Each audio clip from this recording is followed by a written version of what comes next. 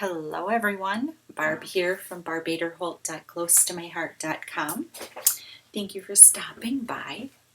Today's video is a little different. This is more of a PSA, public service announcement, and actually a request. I have sitting here what was called back in the day a magnetic album. There is nothing magnetic about it.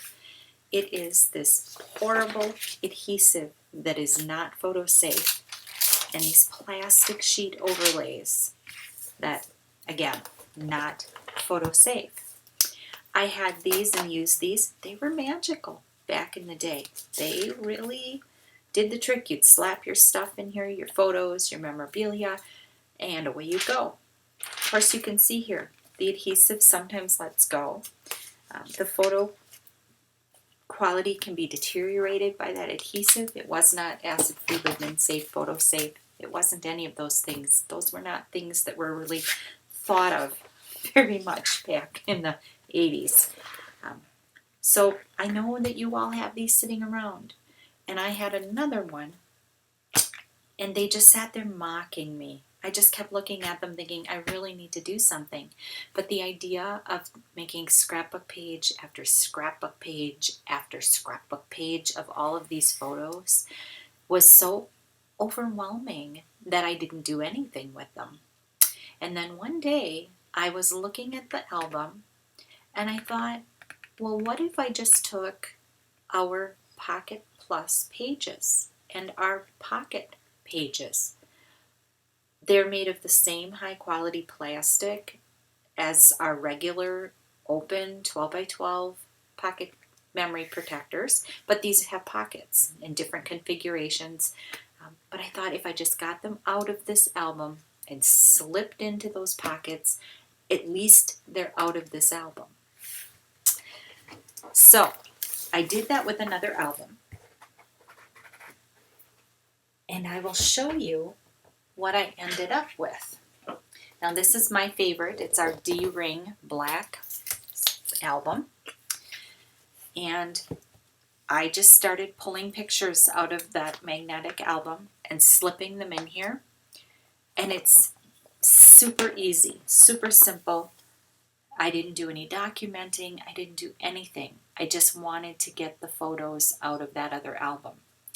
I did use some Pocket Plus.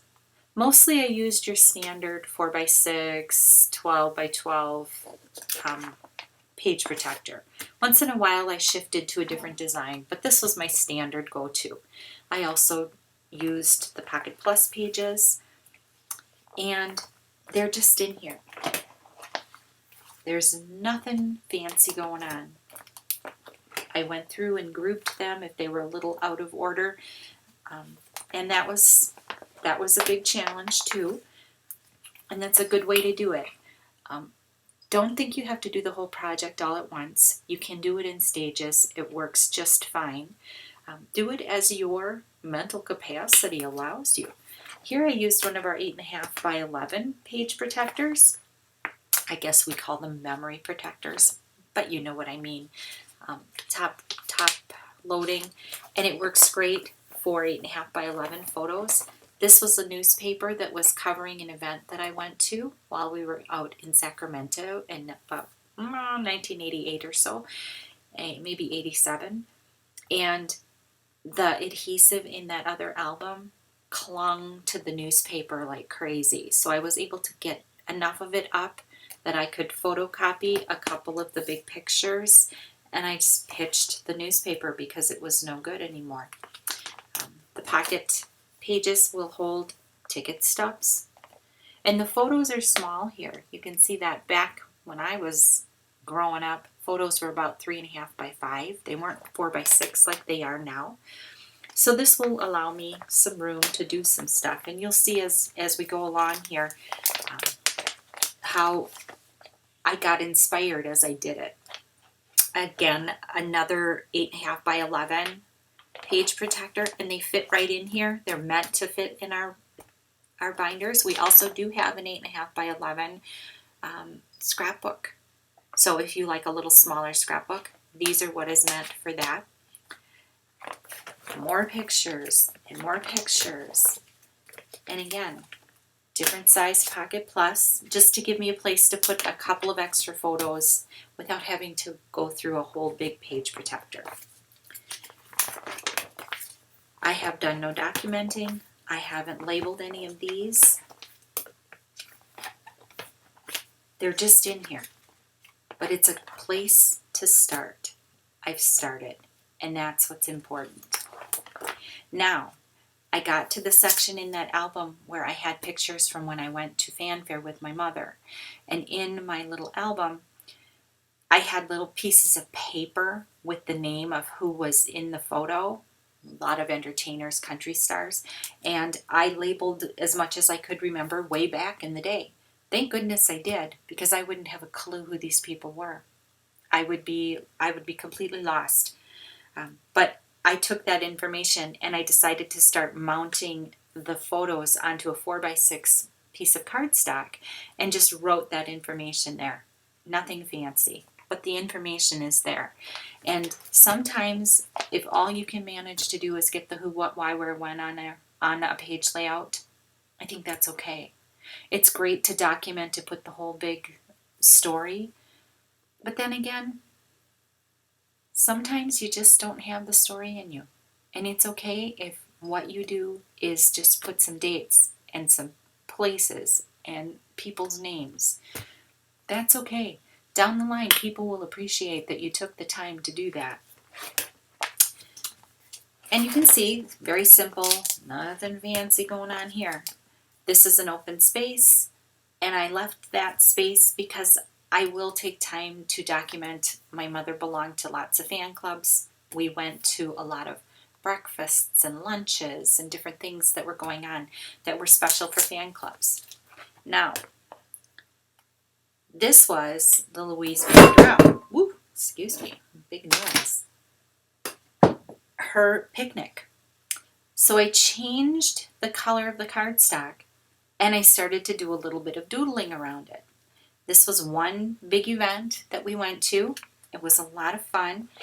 Her sisters Erlene and Barbara came, and it was really exciting and cool and fun and a great memory with my mom. So those all got put on one color of cardstock. Again, another 8.5 by 11 works great for those big photo autograph pages. Here, this was the CMA Award show that my mom and I were able to go to. So I switched to a different color cardstock. And I used the color of the lights as my guide to what color cardstock I used. And I have a post-it note sitting here telling me what this is about, a little bit of a memory, and that's okay. If you want to throw a post-it note in there so that down the line you can come back to it, it's fine. The most important thing is that you are getting those photos out of those horrible magnetic albums and getting them into our beautiful, lovely, luxurious pocket pages. And here, all from the same event, and I doodled around them all in the same way. Then here, another day, another event, and here I have some more opportunities to do some journaling. So you can see as I went along where I started just slipping the photos in and doing nothing fancy. As I went along, I got inspired and I did some more pocket scrapbooking. Though still simple, still just a lot of just facts, ma'am. Who it was, information that was on those little pieces of paper that was just completely stuck to and wouldn't come up in the other album. I transferred that information to these little 4x6 pieces of cardstock. So that's the beginning of my process. I have one more album to do. I do have other photos that are in some boxes and things that I need to take care of. But it's a start. And it's an easy start that doesn't require making scrapbook page after scrapbook page. I will probably make some copies of some of these photos, and I will eventually create a few scrapbook pages that maybe tell a little more of the details of those trips. 'Cause those trips with my mom are a fond memory of mine.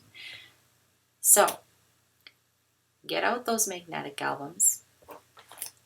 Get yourself some of our Pocket pages and our Pocket Plus pages, and just start getting them out of there. That's the most important step.